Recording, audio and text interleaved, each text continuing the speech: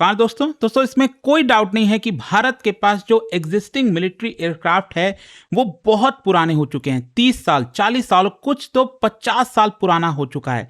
तो जरूरत है कि उसको जल्द से जल्द रिप्लेस किया जाए। और आप सब जानते ही हो कि हमारे यहाँ पर कोई भी चीज, स्पेशली डिफेंस प्रोक्योरमेंट, यहाँ पर करना कितना मुश्किल होता है। कई बार घोटाला सामने आया है, कई बार ऐसी चीजें होती हैं जिसकी वजह से 20 साल, 15 साल लग जाते हैं और उसका दाम लगातार बढ़ता रहता है। राफेल का हमने एग्जाम्पल देख लिया कि किस तरह से इतना डिले हुआ। पहले फाइनली यहाँ पर राफेल की जरूरत थी कि भारत में बनाया जाए, लेकिन वो अल्टीमेटली हम प्रोक्योर किए फ्रांस से, पूरा का पूरा सारा राफेल हमने इंपोर्ट किया।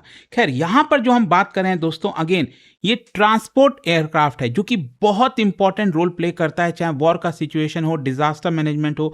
यहां पर आप देख सकते हो Tata Mahindra HAL in race for ₹1,00,000 crore IAF transport aircraft deal. इसको डिटेल से समझेंगे कि ये पर्टिकुलर डील है क्या। सरकार ने ये जो टेंडर जारी किया है 1,00,000 करोड़ का, इसमें जो HAL है या फिर जो प्राइवेट कंपनीज हैं टाटा महिंद्रा, इनका रोल क्या होगा वो सब कुछ मैं आपको डिटेल से बताऊंगा। चलिए आगे बढ़ते हैं, लेकिन उससे पहले आप सबको बता दूं कि स्टडी IQ पर हमारा जो फ्रीडम डे सेल चल रहा है दोस्तों, कल इसका लास्ट डेट है 15 अगस्त। और आप सब जानते हैं कि 15 अगस्त के मौके पर स्टडी IQ साल का सबसे बड़ा ऑफर लेकर आता है यूपीएससी बैच पर। मतलब अगर अभी तक आप सोच रहे थे बैच लेने का, ये आपके पास सबसे बेस्ट टाइम है, क्योंकि यहां पर आप मैक्सिमम डिस्काउंट, और इस बार तो आप देख सकते हो 79% का डिस्काउंट प्लस डबल वैलिडिटी दी जा रही है। लिंक कमेंट सेक्शन में दिया हुआ है। कोई भी डाउट है बैच को लेकर, मेंटरशिप, टेस्ट सीरीज, सब कुछ, ये आप फोन नंबर दिया है, इस पे कॉल करिए, मेरी टीम आपको गाइड कर देगी, या फिर डायरेक्टली लिंक दिया है कमेंट सेक्शन में, वहां पर जाकर यूज करिए कोड अंकित लाइव मैक्सिमम डिस्काउंट के लिए। चलिए शुरुआत करते हैं। सबसे पहले देखते हैं कि एग्जैक्टली गवर्नमेंट ने प्रपोज क्या किया है। मैं आपको बता दूं, इसी साल मार्च के महीने में सरकार ने बेसिकली जो डिफेंस एक्विजिशन काउंसिल है, उन्होंने एक्सेप्टेंस ऑफ नेसेसिटी को अकॉर्ड किया था। बेसिकली ये कहा था कि हाँ, हमें ट्रांसपोर्ट एयरक्राफ्ट की जरूरत है, और फाइनली इसको मिनिस्ट्री ऑफ डिफेंस ने एक्सेप्ट कर लिया है। और मिनिस्ट्री ऑफ डिफेंस ने 2 सेपरेट टेंडर जारी किए हैं, basically request for information release किया है। एक तो है 60 ट्रांसपोर्ट एयरक्राफ्ट का, जो कि हम डिटेल से इस वीडियो में चर्चा करेंगे, और दूसरा यहां पर, क्योंकि एयरक्राफ्ट ऐसे तो चलेगा नहीं, ये ड्रोन तो है नहीं कि यहां पर अपने आप चल जाए, तो 150 trainer aircraft for Indian air force, तो वो भी आपका चाहिए होगा। तो यहां पर बहुत सारी चीजें होने वाली हैं, इसको डिटेल से समझने की जरूरत है। और एक और चीज ध्यान रखिएगा कि अभी एग्जिस्टिंग जो रोल निभाया जा रहा है इसका, वो है एंटोनोव AN-32। ये हमने रशिया से खरीदा था, आप देख सकते हो, लेकिन ये काफ़ी पुराना हो चुका है। अगेन मैं आपको इसके बारे में बताऊंगा। सबसे पहली चीज़ इसमें इंपॉर्टेंट ये है कि ये जो 60 एयरक्राफ्ट हम खरीदेंगे, ये सभी के सभी 60 हम इंपोर्ट नहीं कर रहे हैं। इसमें से 12 एयरक्राफ्ट ये इंपोर्ट किया जाएगा बाहर से, और बाकी का जो 48 है इसको भारत में बनाया जाएगा किसी इंडियन कंपनी के साथ मिलकर। तो इसमें सबसे इंपॉर्टेंट बात यही है कि 40 एयरक्राफ्ट भारत में बनेगा, जिसकी वजह से मेक इन इंडिया, आत्मनिर्भर भारत, वो सब हम बात करते हैं, उसको एक बड़ा पुश मिलेगा। अच्छा, यहां पर सवाल यह है कि इंडियन एयरफोर्स को इस तरह के एयरक्राफ्ट की जरूरत क्या है, क्योंकि ज्यादातर जब हम मिलिट्री एयरक्राफ्ट की बात करते हैं तो लोगों के मन में फाइटर जेट ही आता है, राफेल हो गया, जैगुआर हो गया, जो कि अटैक में काम आते हैं। लेकिन ध्यान रखिएगा, पीछे से जितना वर्क होता है ना, जितना भी सपोर्टिंग रोल होता है, ये ट्रांसपोर्ट एयरक्राफ्ट निभाते हैं। और ट्रांसपोर्ट एयरक्राफ्ट भी कई प्रकार के होते हैं, इसको आप 3 कैटेगरीज में डिवाइड कर सकते हो। एक होता है लाइट ट्रांसपोर्ट, मीडियम ट्रांसपोर्ट, और तीसरा होता है हैवी ट्रांसपोर्ट एयरक्राफ्ट। इसका सिंपल अगर मैं आपको बताऊं, अगर रफली अगर आप वेट के हिसाब से देखोगे तो 20 टन के नीचे जो वेट कैरी कर सकता है एयरक्राफ्ट, वो बेसिकली लाइट ट्रांसपोर्ट में आता है। जो 20 से 30 के आसपास कैरी कर सकता है उसको मीडियम ट्रांसपोर्ट एयरक्राफ्ट कहते हैं, और हैवी बेसिकली 40 के ऊपर जो आते हैं उसको हम हैवी ट्रांसपोर्ट एयरक्राफ्ट कह सकते हैं। तो ये वेट के हिसाब से हम बात कर रहे हैं। फॉर एग्जाम्पल, अगर हम C-29 एयरक्राफ्ट की बात करें तो ये लाइट ट्रांसपोर्ट एयरक्राफ्ट है, और जो C-17 है ये हैवी ट्रांसपोर्ट एयरक्राफ्ट है। तो ये जो टेंडर जारी किया गया है, ये बेसिकली मीडियम वाले के लिए किया गया है। ये ध्यान रखिएगा। अच्छा, यहाँ पर अब क्वेश्चन ये आता है कि ये जो ट्रांसपोर्ट एयरक्राफ्ट है ये करते क्या हैं? बेसिकली जो हमारे सैनिक हैं, ट्रूप्स हैं, उनको एक जगह से दूसरे जगह तुरंत ले जाना। ज़रूरी नहीं है ना कि सब कोई रोड से, रेलवे से जल्द पहुँच जाए। अगर अचानक से ज़रूरत पड़ जाए लद्दाख में, चाइना अगर अचानक से हमला कर जाए, फिर कहीं गलवान वैली वाला कुछ हो जाए, तो यहाँ पर हमें तुरंत अपने सैनिकों को वहाँ पर पहुँचाना है। सिर्फ सैनिक नहीं, weapons, ammunitions, vehicle, engineering equipment, food and supplies, disaster relief material, बहुत सारी चीज़ें ये कर सकता है। एंड बेसिकली इसका जो मेन पर्पस होता है कि कितना जल्दी हम पहुँचा सकते हैं। एंड स्पेशली भारत को ज्योग्राफी को अगर आप देखोगे, Ladakh, Arunachal Pradesh, Siachen, north east India, Andaman Nicobar island, जो हिमालयन टेरेन है इतने डिफिकल्ट, तो इसी की वजह से भारत के लिए इस तरह के एयरक्राफ्ट रखना बहुत इंपॉर्टेंट है। और मीडियम ट्रांसपोर्ट एयरक्राफ्ट का मैंने आपको बता ही दिया कि यहां पर बेसिकली जो 18 से 30 टन कैरी कर सकता है, क्योंकि इंडियन एयरफोर्स ने इसी के लिए टेंडर जारी किया है कि एटलीस्ट इतना यहाँ पर जो कैपेसिटी है उस एयरक्राफ्ट की वो होनी चाहिए। और जो एयरक्राफ्ट है it should ideally be capable of carrying substantial payload. यहाँ पर रिलेटिवली जो छोटे शॉर्ट रनवेज होते हैं ना, उससे ये ऑपरेट कर सके। जो सेमी प्रिपेयर्ड या फिर अनपेव्ड एयरफील्ड है वहाँ से ये उड़ान भर सके, ऑपरेट कर सके। हाई एल्टीट्यूड रीजन, लद्दाख जैसे रीजन में ऑपरेट कर सके। तो ये कुछ कंडीशंस रखा है हमारी इंडियन एयरफोर्स ने कि हमें इस तरह के एयरक्राफ्ट चाहिए। एंड स्पेशली ये इंपॉर्टेंट हो जाता है कौन से रीजन के लिए, जैसे लद्दाख में, नॉर्थ ईस्ट में ये जो रनवेज होते हैं छोटे होते हैं, बहुत ज़्यादा आप कहिए कि कुछ डिफिकल्ट टेरेन भी होता है, तो वहाँ से इसको उड़ान भरना, लैंडिंग कराना वो काफ़ी चैलेंजिंग होता है। तो उस तरह के एयरक्राफ्ट हमें चाहिए होंगे। अच्छा, सवाल अब ये है कि हमारे पास ऑलरेडी ये जो AN-32 का फ्लीट है उसको क्या हुआ है। बेसिकली ये जो एंटोनोव AN-32 है ये कई दशकों से इंडियन एयरफोर्स के पास है और एक बैकबोन की तरह काम किया है, बहुत ही अच्छा काम किया है। 1980 से सोच के देखो, 50 साल पहले से हमने इसको इंडक्ट करना स्टार्ट किया था। और ये जो एयरक्राफ्ट है उसने difficult environment, high altitude regions वहाँ पर ऑपरेट किया। लेकिन प्रॉब्लम क्या है कि अब ये इतने पुराने हो चुके हैं कि इसको मेंटेनेंस करना बहुत मतलब मुश्किल भी हो गया है। जो पुराने एयरक्राफ्ट होते हैं उसका इंटेंसिव मेंटेनेंस चाहिए रेगुलर बेसिस पर। कुछ गड़बड़ हो जाए, प्रॉब्लम हो जाए, हादसा हो सकता है, हमारे पायलट्स की जानें जा सकती हैं, तो स्पेयर पार्ट्स की भी ज़रूरत होती है। अब आप सोचो ना, रशिया से हमने खरीदा था उस समय तो ये USSR था। अब तब से लेकर अभी तक बहुत कुछ बदल चुका है। रशिया अपने आप बिजी है वॉर में, जो सप्लायर्स हैं वो यहाँ पर अलग हो जाते हैं, तो उसके लिए यहाँ पर स्पेयर पार्ट मिलना अगेन बहुत मुश्किल है। तो ये एक चैलेंज होता है। उसके अलावा अवेलेबिलिटी देखो, मैं आपको बता दूं आज के डेट में ये जो AN-32 एयरक्राफ्ट है करीब भारत के पास 100 से 105 के आसपास हैं, लेकिन बोलने के लिए 100 है।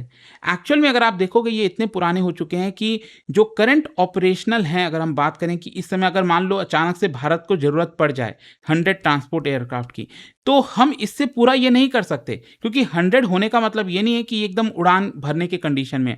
हो सकता है इसमें से 50 हो, 60 हो, 70, आई डोंट नो, बट ये पूरा कैपेबिलिटी नहीं रहती है इतने पुराने एयरक्राफ्ट की। फिर ऑपरेटिंग कॉस्ट भी ज़्यादा आ जाता है। जो पुराने एयरक्राफ्ट हैं उसको मेंटेन करना सोचो ना, बहुत मुश्किल होता है, बहुत ज़्यादा कॉस्ट बढ़ती है। देयरफॉर इंडियन एयरफोर्स को ज़रूरत है लॉन्ग टर्म रिप्लेसमेंट की।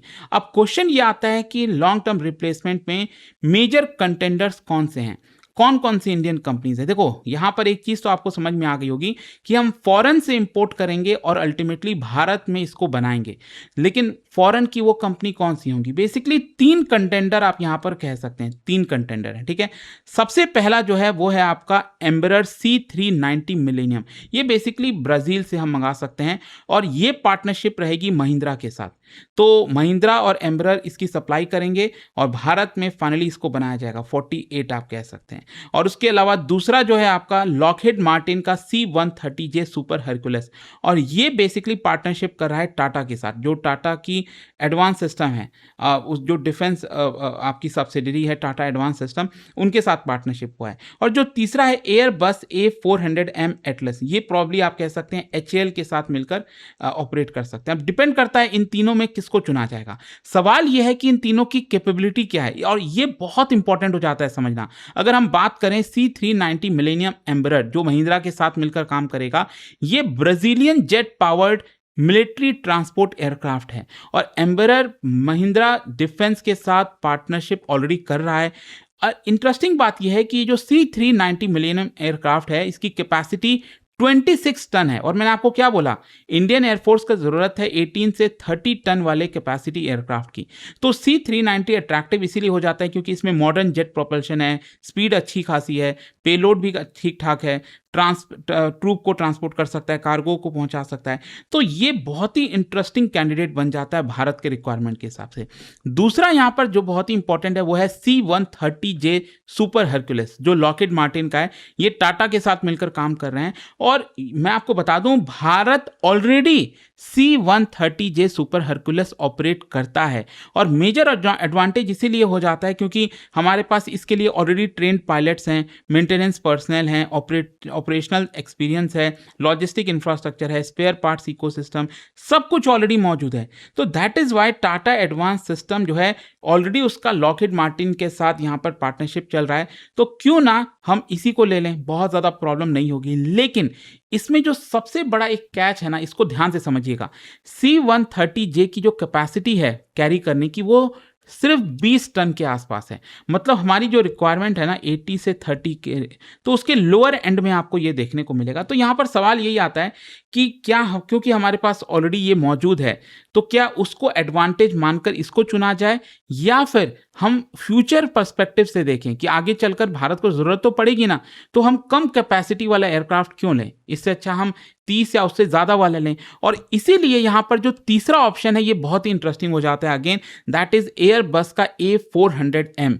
अब क्या है ना कि इसकी सबसे बड़ी एडवांटेज है कि इसका जो मैक्सिमम पेलोड है वो 37 टन है। सोच के देखिए, जो C-130J है इसकी कैपेसिटी 20 टन की है और इसकी है 37 टन की। अब देखो, इसमें एडवांटेज और डिसएडवांटेज दोनों हैं। एडवांटेज तो यही है कि हमारे पास एडिशनल कैपेसिटी आ रही है, और ज़्यादा हमें भेजना है तो कर सकते हैं, इससे बेहतरीन क्या हो सकता है। लेकिन डिसएडवांटेज इसमें यह है कि महंगा भी तो पड़ेगा। अगर आप और अच्छा, बेटर, बड़ा आप लोगे तो वहाँ पर हमें रिक्वायर्ड अभी नहीं है, फिर भी हमें ज़्यादा पैसा पे करना पड़ा है। तो कहीं ना कहीं यहाँ पर एक डायलेमा आ जाता है कि किस दिशा में देखा जाए, क्या फ्यूचर को ध्यान में रखते हुए किया जाए या फिर अभी थोड़ा सा पैसा बचा लिया जाए।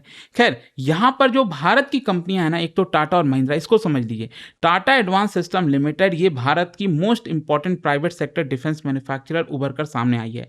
और ये जो कंपनी है ऑलरेडी एरोस्पेस प्रोग्राम में इन्वॉल्व है। आपको पता है C-295 प्रोग्राम जो एयरबस के साथ मिलकर ये कर रहे हैं, ऑलरेडी गुजरात में जो फैसिलिटी है वहां पर इसको मैन्युफैक्चर किया जाता है। टाटा एयरबस का जो एग्रीमेंट हुआ था, तो ये दिखाता है कि अब हम असेंबलिंग से ज़्यादा अब हम ट्रांजिशन कर रहे हैं मैन्युफैक्चरिंग के ऊपर। पहले क्या, फिर असेंबली के ऊपर फोकस होता था, अब नहीं है।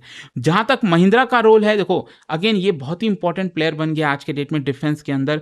और इसका जो पार्टनरशिप है ब्राजीलियन कंपनी एम्ब्रर के साथ, उसकी वजह से महिंद्रा के लिए बड़ी अपॉर्चुनिटी है कि एरोस्पेस प्रोग्राम में वो घुसे। और अगर ये सक्सेसफुल हुआ तो महिंद्रा को एक बहुत बड़ा एडवांटेज होगा, ग्लोबल सप्लाई चेन में integration, technology exposure, export opportunities, बहुत कुछ मिलेगा। सो जो कॉम्पिटिशन इज नॉट सिंपली कि C-390, C-130J या फिर A400, यहाँ पर महिंद्रा, टाटा और HL, इनके बीच का आपको कंपटीशन देखने को मिलेगा। अच्छा, यहाँ पर एक और सवाल है कि 48 एयरक्राफ्ट को हम भारत में क्यों बना रहे हैं, क्योंकि देखो अगर हम किसी कंपनी के साथ पार्टनरशिप कर रहे हैं और कह रहे हैं कि भारत में इसको बनाया जाएगा, तो ऑब्वियसली बात है हमें और ज़्यादा पेमेंट करना होगा, पैसा बहुत ज़्यादा लगेगा। लेकिन यहाँ पर हमें जो लर्निंग मिलेगी, जो अपॉर्चुनिटी मिलेगी, वो अनमैच्ड होगी। एयरक्राफ्ट बनाने की कैपेबिलिटी सोचो भारत के पास आ जाएगी। और 48 मैन्युफैक्चर्ड जो डोमेस्टिक एयरक्राफ्ट होते हैं, अगर हम भारत में बनाते हैं तो एयरक्राफ्ट के साथ factories, engineer, supplier, technologies, jobs, maintenance capability, industrial, मतलब सोचो ना कितना बड़ा एडवांटेज होगा ना। Just take an example of Rafale. Rafale में क्या था, पहले यही सोचा जा रहा था कि कुछ हम फ्रांस से मंगा लेंगे और बाकी हम भारत में बनाएंगे। लेकिन प्रॉब्लम क्या हुआ ना, हमारे फाइटर जेट इतने पुराने हो गए कि उसको रिप्लेस करने की जरूरत थी जल्द से जल्द।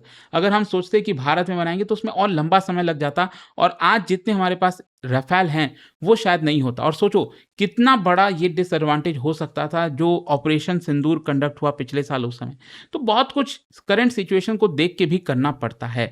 खैर, यहाँ पर सवाल यह है कि जो लोकल मैन्युफैक्चरिंग है वो स्ट्रैटेजिकली क्यों इतनी इंपॉर्टेंट हो जाती है, क्योंकि मिलिट्री एविएशन एक बहुत बड़ा इकोसिस्टम है। एयरक्राफ्ट का मतलब सिर्फ ये नहीं है कि जो एयर फ्रेम हो गया और जो उसमें इंजन लगा हुआ है, इसके अंदर avionics, radar, communication, navigation, hydraulics, landing gear, wiring, software, engineer, sensor, कितनी सारी चीज़ें होती हैं। और डोमेस्टिक प्रोडक्शन की वजह से भारत का एक बड़ा नेटवर्क यहाँ पर क्रिएट हो जाता है सप्लायर्स का, और इसी को इकोनॉमिक्स कहते हैं इंडस्ट्रियल स्पिल ओवर, कि इससे बाकी इंडस्ट्रीज़ को काफ़ी फ़ायदा होता है। दूसरा जो एक बड़ा बेनिफिट है, एक और चीज़ है, वो है MRO, that is maintenance, repair and overall. ध्यान रखिएगा, एयरक्राफ्ट वो खरीदना तो ठीक है, लेकिन उसको मेंटेन करना उससे भी ज़्यादा मुश्किल है। वो कहते हैं ना, हाथी खरीद तो लेता है आदमी, उसकी देखभाल करना, उसको मेंटेन करना, उससे मतलब बहुत बड़ा खर्चा है।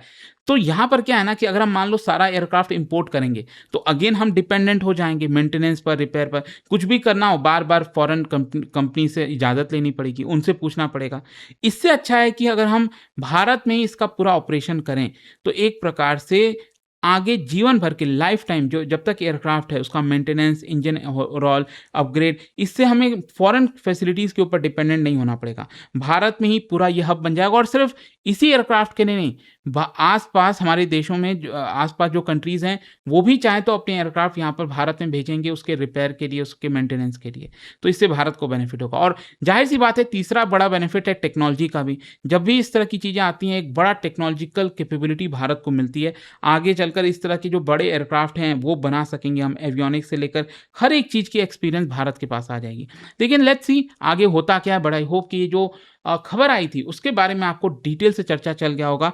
जाने से पहले एक बहुत ही इंटरेस्टिंग क्वेश्चन है, with reference to P8I Poseidon, ये आपको बताना है कि इससे रिलेटेड जो 3 स्टेटमेंट हैं, वो कौन सा करेक्ट है।